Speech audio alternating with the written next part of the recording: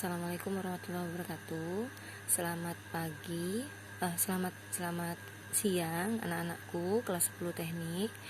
Jadi kemarin itu kalian sudah mencatat tentang rangkuman dan latihan ya nak, latihan tentang definisi elektronika dan alat-alat yang menggunakan prinsip elektronika. Jadi hari ini ibu mau menjelaskan apa itu elektronika. Ini sebenarnya di bab 1 ya, tapi karena di bab 1 itu pendahuluan, jadi ditulisnya di sini bab 2. Jika kalian mau meminjam bukunya, boleh di perpustakaan sekolah kita ya nak, silakan ke sekolah, tapi tidak boleh beramai-ramai, per orang saja, per individu. Silakan ke sekolahan, pinjam ke perpustakaan.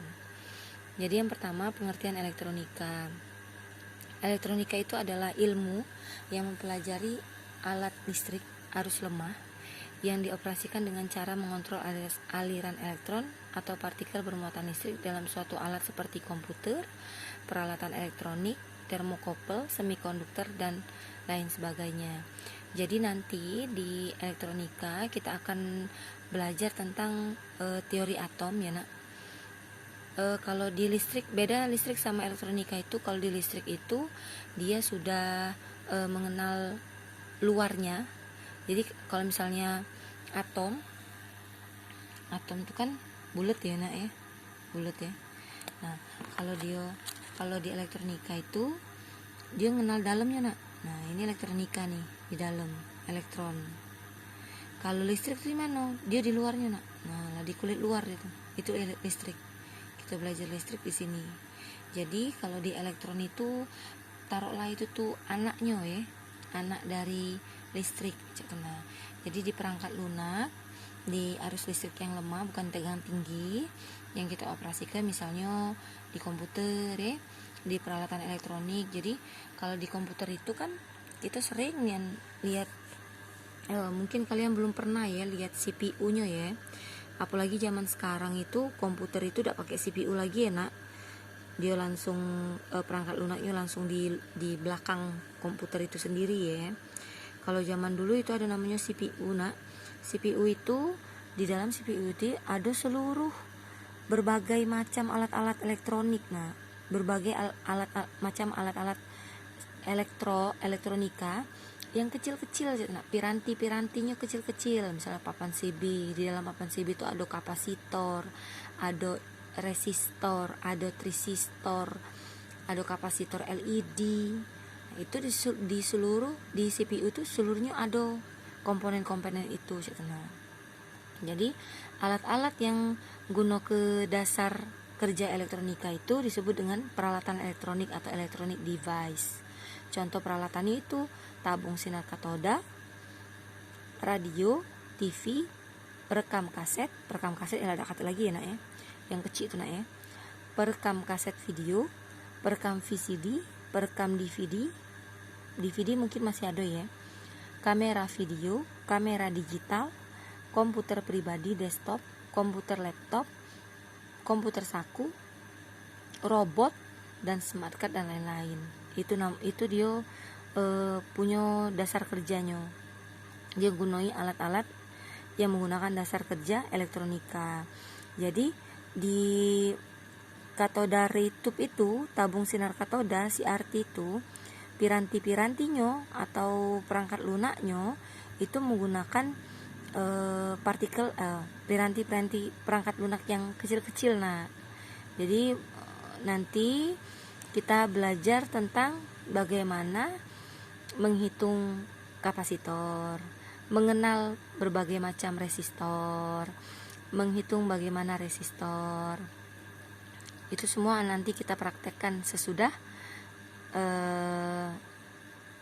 corona ini selesai ya. Komponen elektronika biasanya berupa alat ya. Misalnya nih papan PCB. Papan PCB itu bentuknya tuh coklat ya nak. Kalau kalian pernah lihat ya, dia tuh di atasnya itu sudah ada angko-angko nak. Nah di angko-angko itu tinggal kita masukin baik. Misalnya kita nak buat nak buat lampu misalnya ya, pakai kapasitor LED, kapasitor lampu gitu ya. Aduh itu nak bisa kita buat pakai papan PCB, tapi itu agak mahal ya papan PCB itu ya. Kalau kalau nak buat praktek itu agak susah gitu, karena pasti banyak peralatannya, apalagi itu perlu solder nah ya, kita nak nyolder pula. Kalau misalnya pakai perangkat, pakai kita gantian baterai, insya Allah bisa. Nanti kita praktekkan bagaimana menghitung kulit atom. Nah, jadi kita tuh belajar di elektronika ini bukan tentang nyetrum bukan, tapi anaknya dari listrik gitu. Nah, jadi piranti-piranti lunaknya yang kita pelajari. Yang pertama tuh kita belajar tentang atom dulu nak, kayak nak ya. Atom dulu. Atom itu apa? Atom itu apa? Jadi di bab 1 itu kayak kita belajar tentang teori atom. Teori atom. Nih, banyak sebenarnya teori atom nih nak. Teori atom ini ada teori atom Bohr. Si Bohr yang nemu ke teori atom Dalton. Nah, Dalton ini terkenal nih. Jadi nanti kita belajar Rutherford ya, Rutherford. Nanti kita belajar teori-teori ini dengan keuntungan dan kelemahannya.